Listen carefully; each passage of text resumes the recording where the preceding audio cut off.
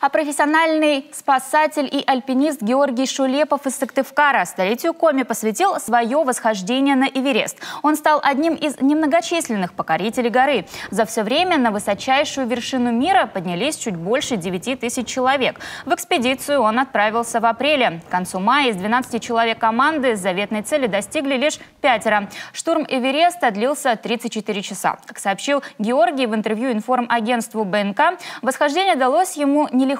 Цитата: «Это зона смерти. Организм там медленно умирает. Ты находишься как бы уже за гранью жизни. Но только так можно проверить, на что способен твой организм, и совсем по-другому начать ценить жизнь. Важна и психологическая подготовка», отметил альпинист, так как наверху постоянно проходишь мимо тел людей, навсегда оставшихся там.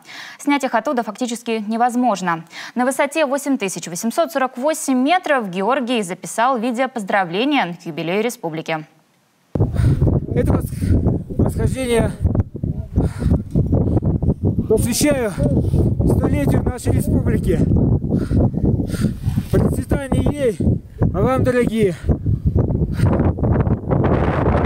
успеха, здоровья, благополучия вам, семьям вашим, удачи во всем, берегите себя.